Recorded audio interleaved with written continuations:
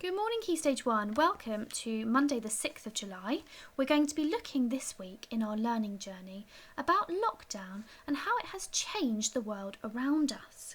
Last week we thought about ourselves, how we have changed, what skills we've learned, what memories we've made. And this week we're going to be widening up our lens to look at the world around us. How have people changed? How has the landscape changed? How have animals and plants changed during this time?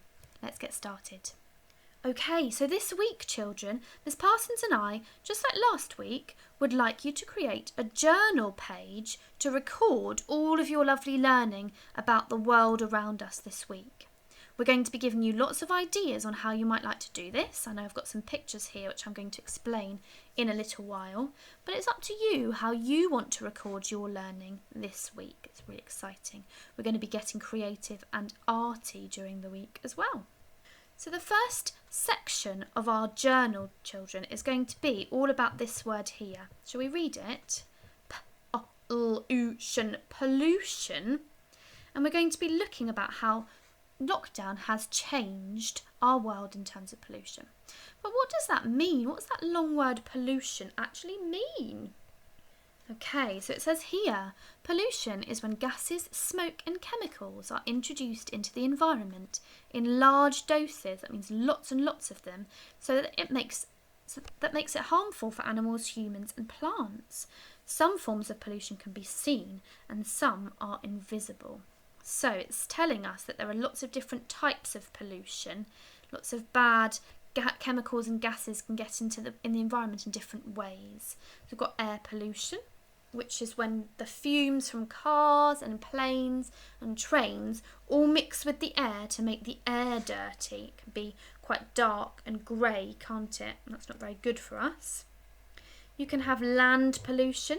That's all about plastic and rubbish, and how sometimes people put those kinds of things in the bin and then they go into the ground, don't they? We know that. And it makes the ground really hot and can make the planet poorly, can't it? So we try to minimise that by reducing, reusing and recycling our plastic, don't we? And lastly, we can have water pollution, and that's when the tiny little bits of plastic can go into the water and make it dirty and not safe for us to drink. So pollution, children, unfortunately, is all around us. But there are some really clever people who have realised that they can do something about that during lockdown. I want to show you what I mean.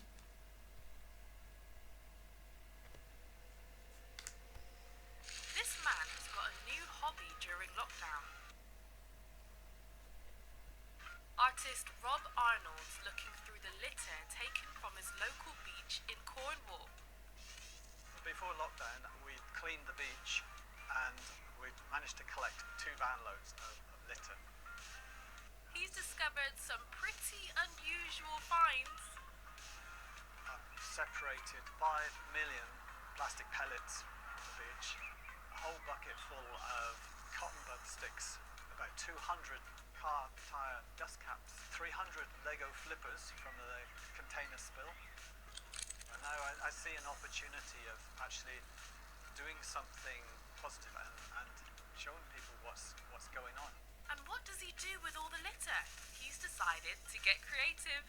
I thought, well, if I make artworks out of this stuff, and then I can put that on social media and raise awareness that way with the artworks. I'm connecting with people and getting more people aware, and that keeps me positive and keeps me happy.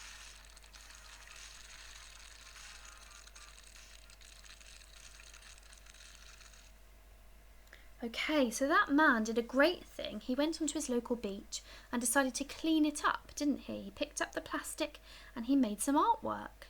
And lots of people have been doing that to help clean up our planet during lockdown. And that's what we'd like you to have a go at doing today.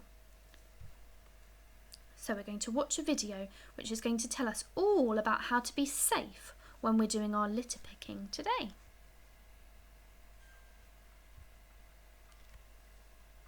The equipment that you'll need will be one pair of sturdy gloves, a litter picker, a small bag, something like a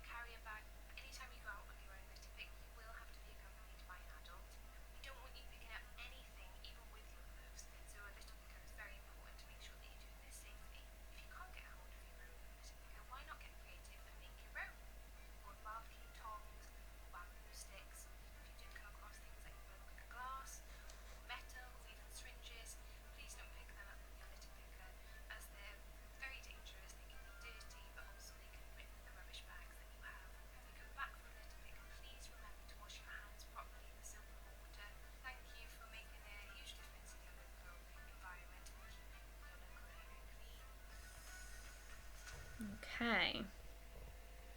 So we would like you children to go on a litter pick today.